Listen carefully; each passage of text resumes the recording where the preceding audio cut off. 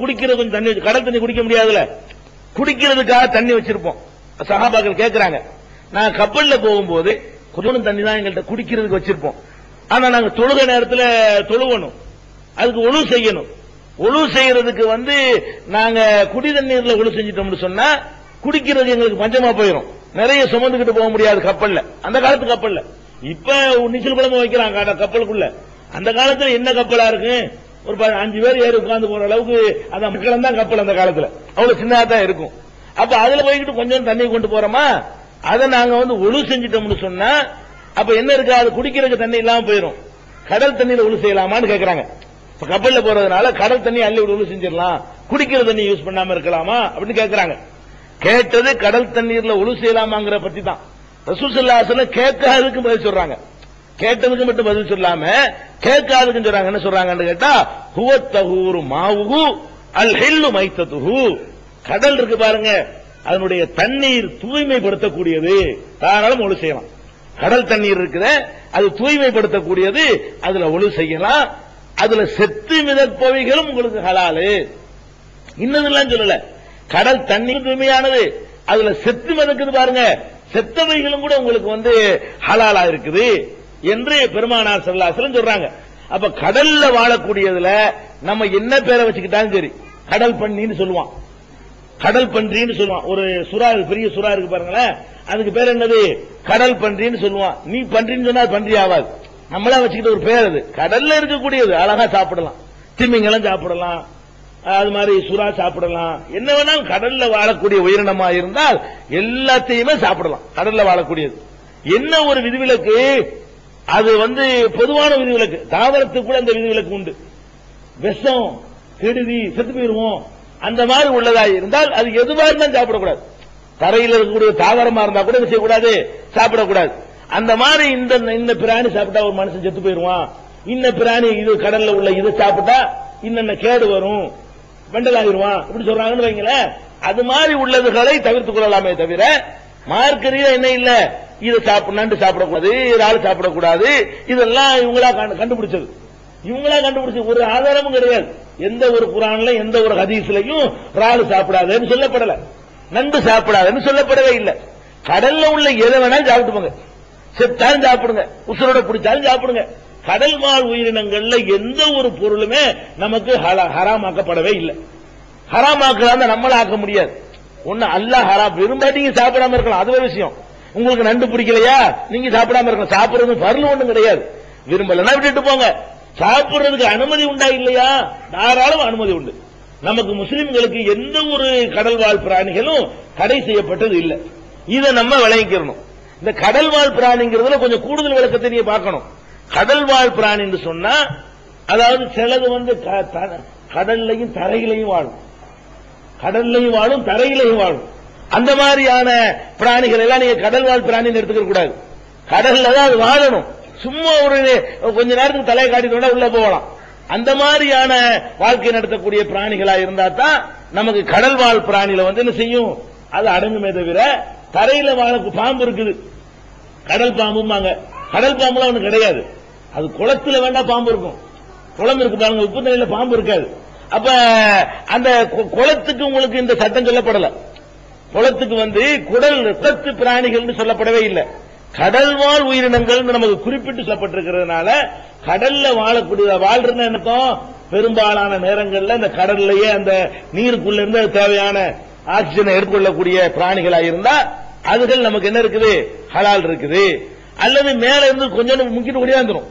சில பிராணிகள் என்ன செய்யும், தண்ணியில மேலே இருக்கும், ஒரு மணி நேரம் உள்ளுக்கு முங்கி தம் பிடிச்சு என்ன செய்யும், அது தண்ணிக்குள்ள இருக்க முடியும். இதையெல்லாம் நம்ம கடல் வாழ் பிராணின்னு சேர்த்துட முடியாது. அப்ப இதுதான் நமக்கு அளவுகோல். கடல்ல வாழக்கூடிய எதுவா இருந்தாலும் ஹராமாக்குறதுக்கு எந்த ஒரு ஆயத்தோ எந்த ஒரு ஹதீஸோ கிடையாது. இன்னும் சொல்ல போனா திமிங்கலம் இருக்குல்ல, உதாரணத்துக்கு ரசூல் ஸல்லல்லாஹு அலைஹி வஸல்லம் காலத்துல திமிங்கலத்தை பத்தி குறிப்பிட்டே சொல்றாங்க. நம்மளுக்கு திமிங்கலம்னா ஹராம்னு விளங்கி வச்சிருக்காங்க.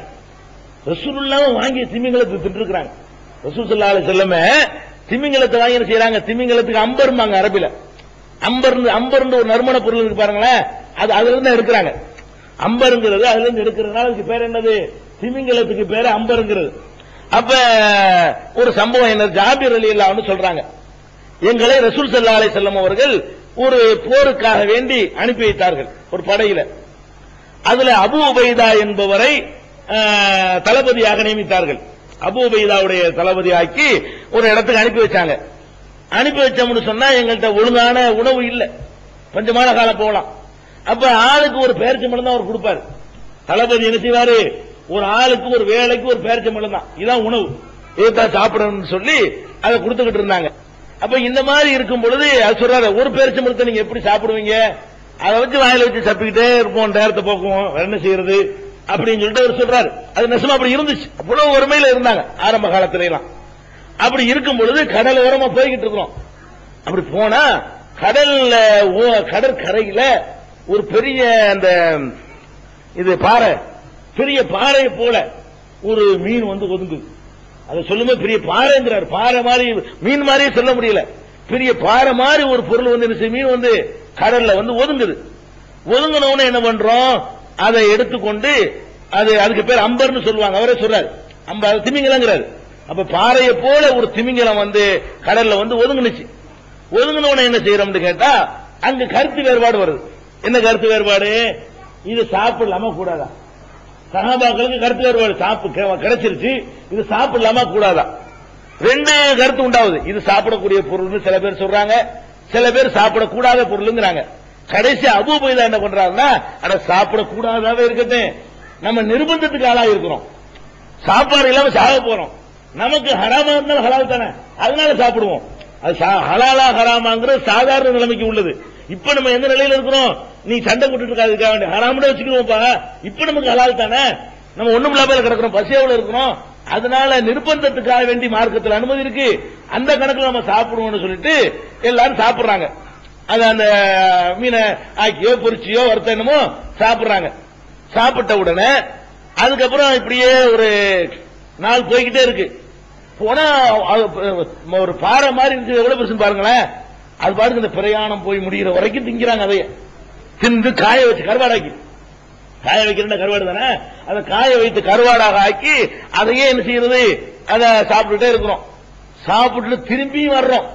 திரும்பி வரும்போது மிச்சம் இருக்குது. அது வந்தோன்னு ரசூல் ஸல்லல்லாஹு அலைஹி வஸல்லம் போய் இந்த மாதிரி நாங்க செஞ்சு விட்டோம், அதை சாப்பிடுறது ஹலாலான்னு போய் கேட்க போறாங்க ரசூல் ஸல்லல்லாஹு அலைஹி வஸல்லம். ரசூலுல்லாஹ் என்ன சொன்னாங்க, அது வந்து அல்லாஹ் உங்களுக்கு கொடுத்த ரிஸ்க்கு, நல்லா சாப்பிடுங்க, இருந்தா எனக்கு கொஞ்சம் தாங்க கேட்கிறாங்க. ரசூல் ஸல்லல்லாஹு அலைஹி வஸல்லம் நீங்க வச்சிருந்தீங்கன்னா கருவாடு வச்சிருப்பீங்கல்ல, அது வச்சிருந்தீங்கன்னு சொன்னா நமக்கு கொஞ்சம் கொடுங்கப்பாங்கிறாங்க. உடனே ரசூல் ஸல்லல்லாஹு அலைஹி வஸல்லம் நாங்க கொடுத்தோம், அதை அவங்க சாப்பிட்டாங்க அப்படின்னு சொல்லிட்டு இது சஹீஹ் முஸ்லிம்ல வந்து 3576வது ஹதீஸ்ல இடம்பெற்றிருக்கிறது.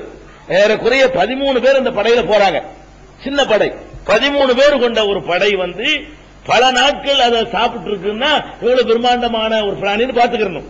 அதுல வந்து ரசூல் ஸல்லல்லாஹு அலைஹி வஸல்லம் மிச்சம் இருந்து கொடுக்கறாங்கன்னு சொன்னா அப்ப நம்ம என்ன வழங்குறோம், திமிங்கலம்னா நம்ம திமிங்கலமா சாப்பிடுறதா அப்படின்னு சொல்லுவாங்க. ரசூல் ஸல்லல்லாஹு அலைஹி வஸல்லம் கேட்டு வாங்கி என்ன செய்யறாங்க, சாப்பிட்டு இருக்காங்க. விருப்பம் இல்லாட்டி நீங்க சாப்பிடாம இருக்கலாம், அது தனி விஷயம்.